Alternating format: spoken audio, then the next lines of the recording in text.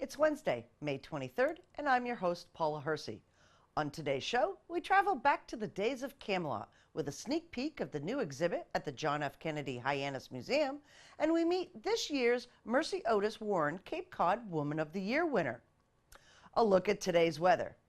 What's the saying about weather on Cape Cod? Wait a minute and it will change? Well, it's mostly cloudy this morning, and then sunshine for the afternoon with a high of 72. Winds west-northwest at 5 to 10 miles an hour. Make plans for a picnic on the beach this evening. Sunset is at 8:01 p.m. Let's start with some news you can use. Sturgis High School seniors, the Greater Hyannis Chamber of Commerce, and the Business Improvement District were out in Hyannis yesterday to pick up trash in time for the tourism season. We caught up with some of the trash pickers on the town green and learned more about the first event for Keep Hyannis Beautiful, an organization focused on keeping the local environment clean.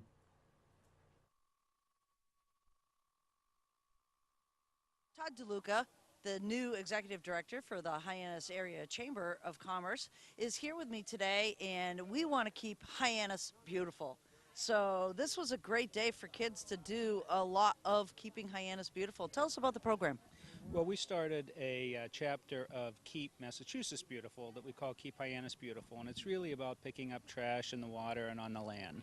So the committee, I think it's the first chapter that a chamber has started, because I think a lot of times people think these groups are environmentalists and it doesn't fit with business, but in Hyannis, a clean Hyannis is good for business. It really is, and the kids picked up pounds and pounds of trash today. What does that mean when a tourist comes in contact with trash?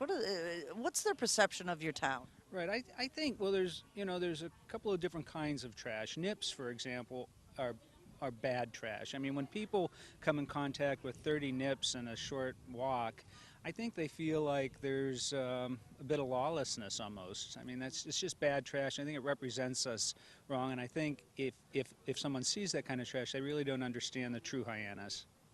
So these were all kids. Yeah. What's your perception of today's youth? I think they're great. I mean, they came here, they were energetic, they volunteered their time, they were great to work with. We just discovered a group of kids congregating on the town green, but no nefarious things happening here. They're picking up litter and trash across Barnstable. This is Sturgis East and West Community Day of Service for their International Baccalaureate program. With me today is a Sturgis East student. Your name? Hi, I'm Kaylee. Hi, Kelly. Hi. Tell us what you were doing out here today. So today we were picking up trash for our senior service day. We have about 2 weeks where we just do senior activities. And so because we do the IB, we have this thing called the CAS program, which is Community Action Service. And so throughout our 2 years of the IB diploma, we have been taking this program, and it's where we go out and help our community, and we kind of just get a great part of it. And so for our senior day, we got to choose between different activities in Hyannis Barnstable area. And today we chose, the group here chose to do a beach walk and clean up. So we walked to Veterans Beach down the street and cleaned up trash while we were doing that. So as you walked over to Veterans Beach, did you see a lot of trash? There was so much trash on the way, and it's kind of disappointing because especially at the beach in the parking lot, there was a ton of trash because there was one dumpster that was closed to the public, but so much trash surrounding it because people decided to dump there instead of going into the trash can. So there's more trash on the sides of the street and the parking lot than there was on the actual beach, which is really sad, and it's very bad for the wildlife. So. And we noticed there's a lot of bags of trash here that you picked up. Yeah, this isn't all of it. We actually got rid of some bags on our way, and so it was very heavy. It was, since we were in the popular part of Hyannis where all the food is and the fish and where all the tourists go, there was a lot of straws, which is very bad for the environment, and just like alcohol containers and just terrible things.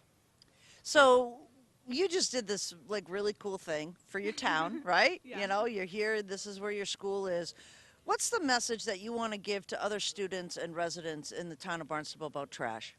I definitely think that because we live on Cape Cod and it's such an ocean place and beaches everywhere, and we have a lot of tourists, one way to help the epidemic of over trash in like our dumps is to pick up trash whenever you see it. It can be gross. Like, I bring hand sanitizer with me all the time when I go to the beaches and walk my dog. I always make sure to pick up trash because it's the best thing to do, and it's just bending over and carrying something for a couple minutes. So if you are in an area and you see a piece of trash, I believe that you should pick it up. Yep. Excellent. Thanks, Kaylee. Thank you.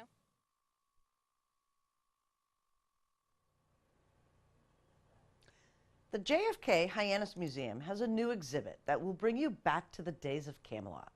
We were at the opening and had a chance to talk to Museum Director John Allen and curator Rebecca Pierce Merrick about the exciting new exhibition and how it made its way to Cape Cod.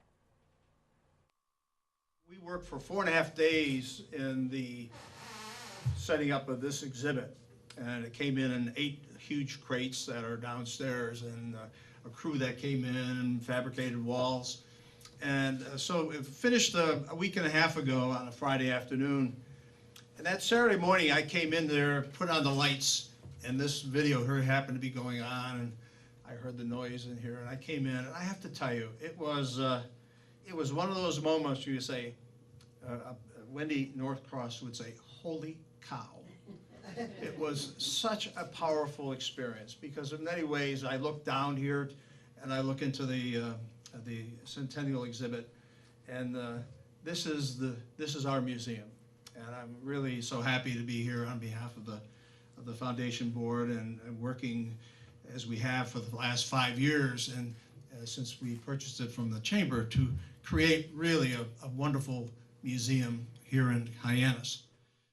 As a curator of the museum, I occasionally look to see what other museums are doing and just do some research.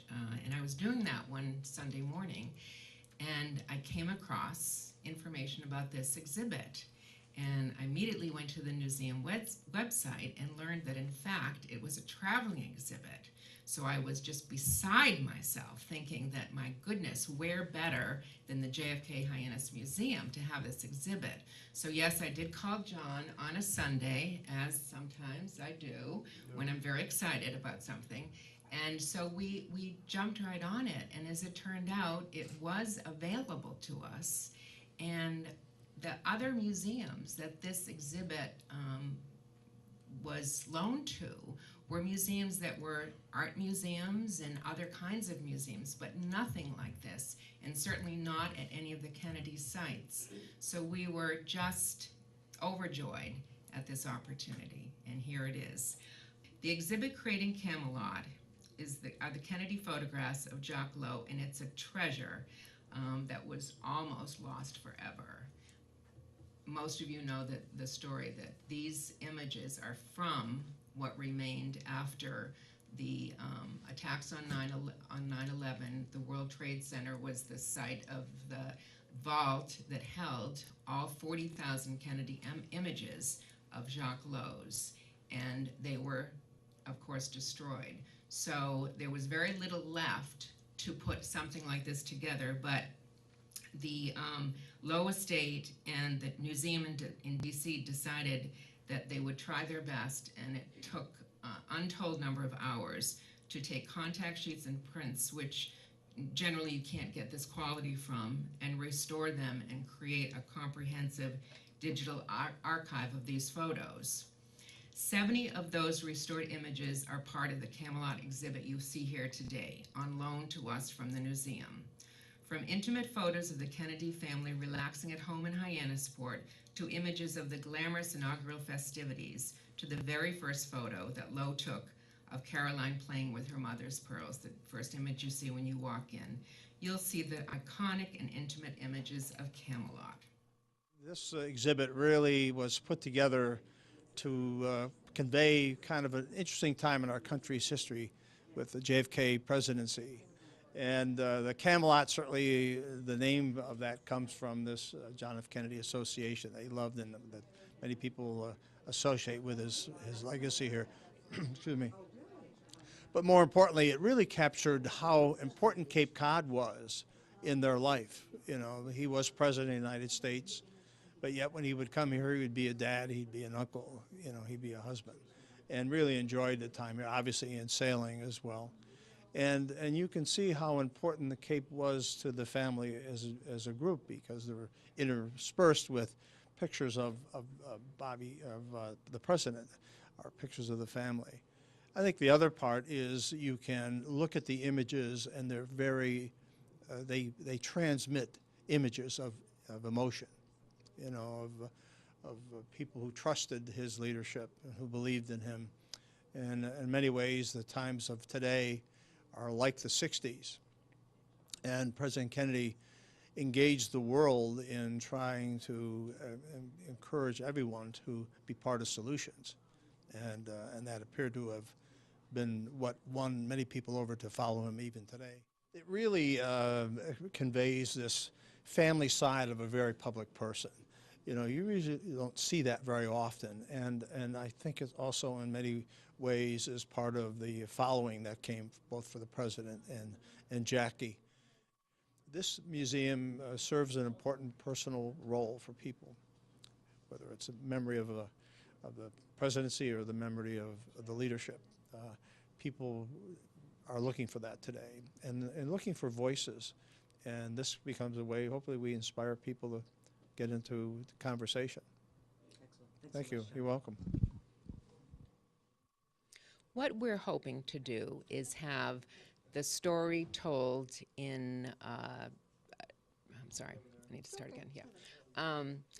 These are special exhibits, and the JFK Hyannis Museum would like to have its permanent collection installed and then add special exhibits each year to show a new story or to share something new with our visitors. But I think the key thing is to create the permanent museum and then add exhibits to that.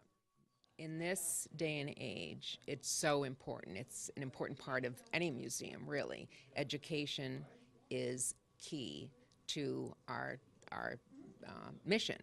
And we are able to tell deeper stories now than we did before. You know, having a professional team running the museum and not relying fully on volunteers has changed everything.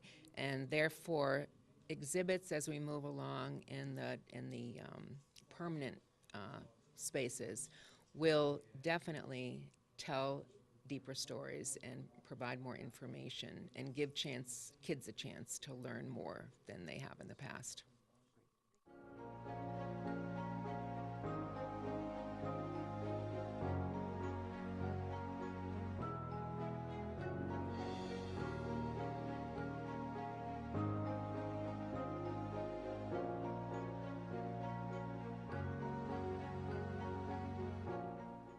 A longtime historian and friend to the town of Barnstable, Nancy Shoemaker joined us in studio to talk about her work and her recently announced Mercy Otis Warren Award as Cape Cod Woman of the Year.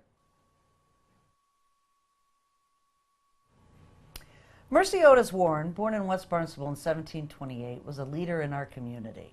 Every year there is an award, a Mercy Otis Woman of the Year, Cape Cod Woman of the Year Award. With me in studio today is 2018's winner, Nancy Shoemaker, who is a great friend of the town of Barnstable.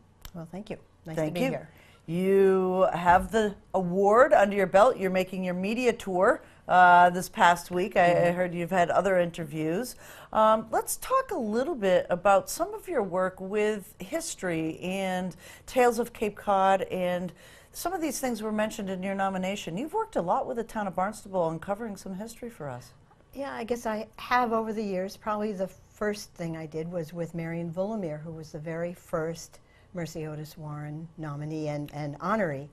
And in 1989, we worked together with Fred Bodenseek, who was a reporter at the Barnstable Patriot, on the 350th book, the anniversary of 350 years when the town was incorporated. And then again, I worked more recently on the 375th book, helping to compile that as writer and graphic designer. That's amazing. You know, people, I don't think necessarily understand how old our town is. Oh, I thought you were going to say how old I am. No. That's true, too. No, but our town has this storied history. I Yeah. mean, obviously, the building that we're in here at Town Hall is you know, been many iterations of different things Many over uses. the years. Yes. Yeah. And then also, Tales of Cape Cod. You are a fixture in that organization, as well as have been in the past. I was president and ran their programs, their Yeah. summer lecture series, for 5 years, and that's still going on. Great Guns Today. It's always exciting lectures on Monday nights. And also did over 100 TV shows, television shows, with what used to be C3 TV, Community Access Television. So tell us a little bit about why history is important. History's fun, number one. And you never feel like you're going to get it exactly right. We're always learning. We, in the last 2 years, realized that the bell of the West Parish, which is also the meeting house of West Barnstable, that Mercy Otis Warren used to frequent as a child, the bell was always slated as 1806 bell, and now we find out it's probably 1832 to 1835.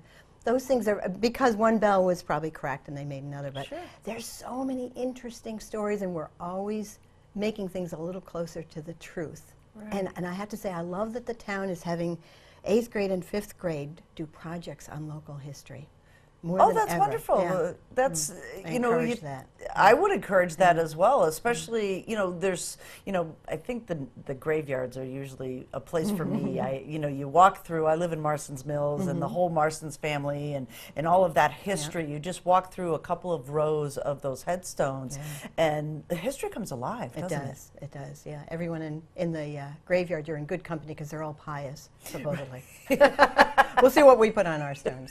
That and their names. I love their names. There's one headstone that her name was Thankful, or maybe it was him. I'm not sure. Probably her. It's Yeah, great. yeah. So tell us a little bit about what you know about Mercy Otis Warren. Well, again, Mary and Willamir introduced me to the Otis family. I didn't know anything about them until then. And they were really like the Kennedys of the 1960s. They were the leading family. Her brother, James Otis Jr., is credited by John Adams for starting the spark of the American Revolution. And he went on to do many fiery speeches. His picture is up in a mural when you go into the State House going, no taxation without representation is tyranny. He had a very bad blow to the head in 1769, and just about then, I think it was 1772, her first play was produced. So as he was becoming diminished with health, she was taking up his cause. And her father had encouraged her to have a classical education, which was incredibly unusual back then. Right. Her brother felt she was his equal partner in their beliefs and their philosophies. And her husband, James Warren of Plymouth, also believed that she, her mind was keen and encouraged her to write. And a lot of the meetings of revolutionaries happened in their house that's on the main drag of Plymouth. So she was very involved. And that seems so correlating to how John Adams and his wife sort of had that same type of relationship, that they were created equal, and that they had, you know, they valued their wives' opinions. They both men did. There was a little difference between Abigail and Mercy. Abigail was more of what we might think is a women's lib person. More, not completely. Right. Times are so different, culturally so different. And Mercy did think that she had the right to write and publish and have her names spoken with respect, but she also felt a woman's place was in the home. So I don't think we can judge that. Just it was a different time. Oh, that's so fascinating. You had mentioned just before the interview that you had some books on Mercy Otis Warren that you would recommend. What would those be? The one that comes to mind is a woman who moved here after researching her biography, and I helped her. I drove her around town and showed her where all the spots were. And it's written by Nancy Rubin Stewart, and she has since moved fittingly to Plymouth, where Mercy and her husband James had 2 homes, and those 2 houses are still standing today, which I think is very exciting. Her book is named Muse of the Revolution, and particularly her claim to fame for the major population is that she and other people wrote lacks of things that were missing in the Constitution. And Okay. she sent them on to Madison, which became the Bill of Rights. So Wow. she's an author, one of a few authors of the Bill of Rights. Wow. Yeah. Oh, Yeah, this- good summer read out on the beach there. Yeah, some of it is. There's Yeah. different levels of books that I can Right. show you. I should have brought them in. Excellent. So tell us, what is this honor of having Cape Cod Woman of the Year attached to Mercy Otis Warren's name? What does that mean to you? Yeah, it was humbling at first. It's like, oh, you know, I like to do things behind the scenes. I'm usually the photographer or the encourager. But it does mean a lot to me. I've known a lot of the recipients and greatly admire what they have done, women of courage. And I do feel an affinity to Mercy because I have lived for 40 years in the town of village of West Barnstable, about a mile down the road from where Mercy lived. And in 1988, 89, a group of us helped to enlighten the public as to a mini mall that was going up on the land that she wrote about playing on as a child. Oh. And that land by us, by small donors, and a civic association meeting that should have had 30 people and had 300. It was like a Jimmy Stewart movie. You know, people just gathered together. And we stopped that development, and it was surrounded by marsh. Nowadays, I'm sure it never would have passed anyway. And it's now owned by the Barnstable Land Trust. So that's a happy story and part of my affinity to her. And yeah, I'm on the board of the meeting house, and she walked on those same boards, and she had her banns of her marriage posted in 1754 on the door of the meeting house. And then where the award will be is at we call it Tales of Cape Cod, but that was the old colonial courthouse. Yeah.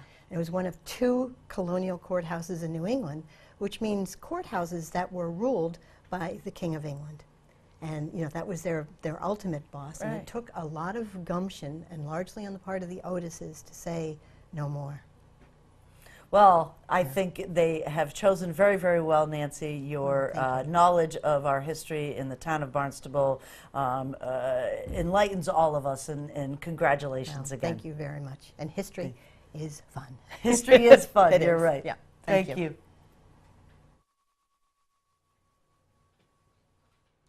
Here's a look at our community calendar.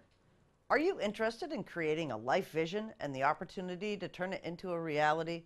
Do you want to be a part of a diverse group of women who enrich one another's experiences while on their own personal journeys?